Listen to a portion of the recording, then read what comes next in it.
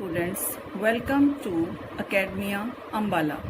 Today our topic is reducing fractions in the lowest term. But the question is, how do we come to know the given fraction is in its lowest term or not? So let's find out first. A fraction is in its lowest term if numerator and denominator of the fraction do not have any common factor except 1. For this, we will take two examples, 3 by 8, 14 by 21. First, we will find out factors of 3 and 8. Factors of 3 are 1 and 3. Factors of 8 are 1, 2, 4 and 8. Now we will find out common factors of 3 and 8, which is 1. There is no other common factor of 3 and 8. So children, this is in its lowest term.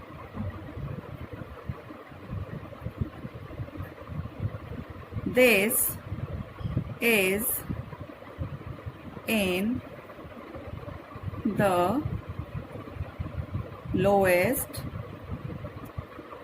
term.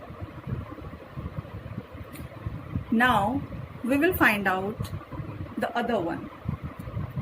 First we will find out factors of 14, which are 1, 2, 7 and 14. Factors of 21 are 1, 3, 7 and 21. Now we will find out common factors of 14 and 21. 1 and 7. Here two are common factors, 1 and 7. So this fraction is not in the lowest term. This is not in the lowest term.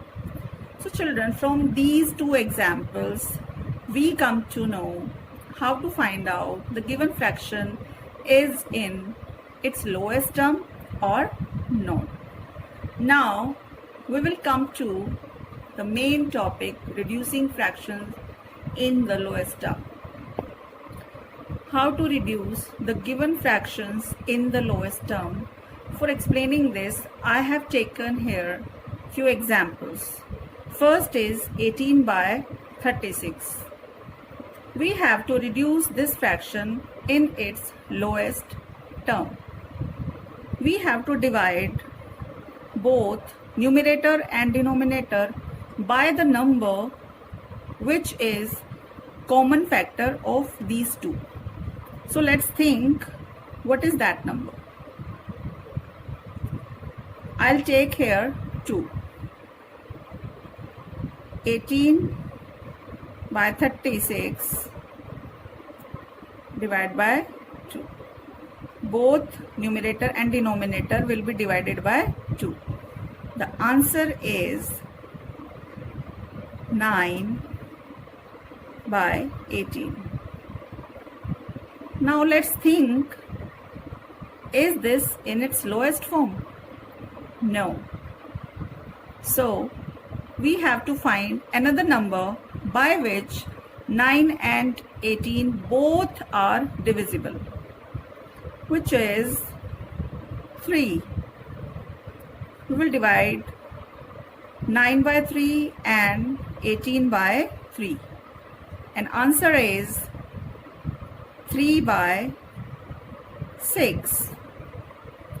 Now we'll see, is this in its lowest term? Let's think.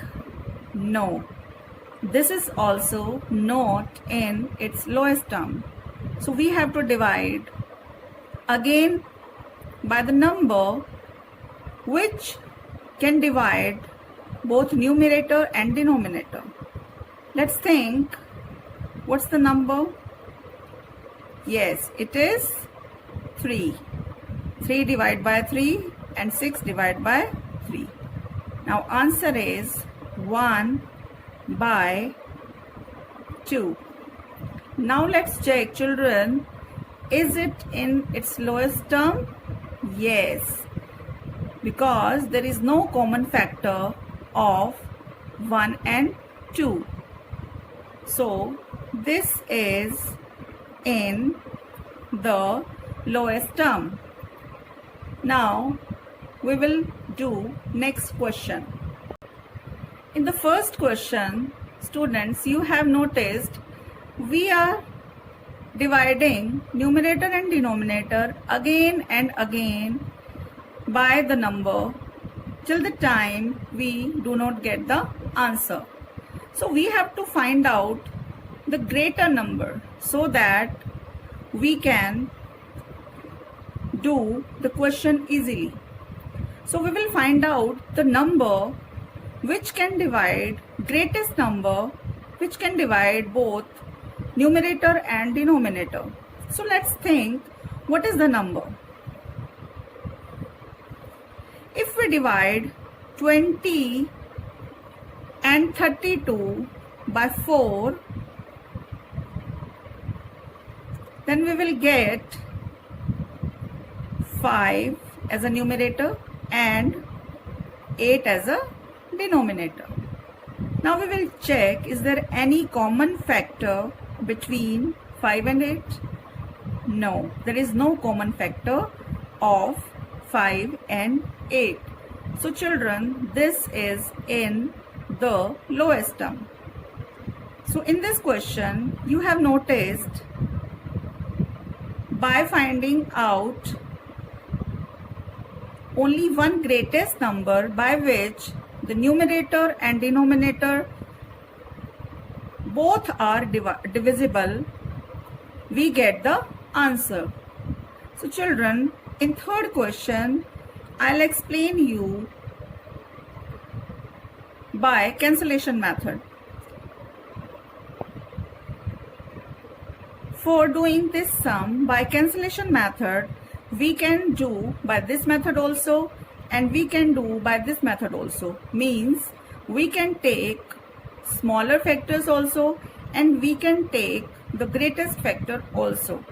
So let's do it. We will find out the number which can divide 12 and 28 both. If we divide 12 by 2, we will get 6. So 2 6 ja 12. And here 2 1 ja 2, 2 4 ja 8. Yes, got it children? Now 6 by 14. Again we will cancel by the number which can divide both numerator and denominator. If we take 2, 2 3 ja 6 and 2 7 ja 14. Now answer is 3 by 7. Now children, if we see or if we check, there is no common factor of 3 and 7. So this is in its lowest term. So by this method also you can do the questions. Students, I have explained here 3 methods to reduce the fractions in the lowest term. So children, now you can do questions given in exercise 5.3. Thank you and have a nice day.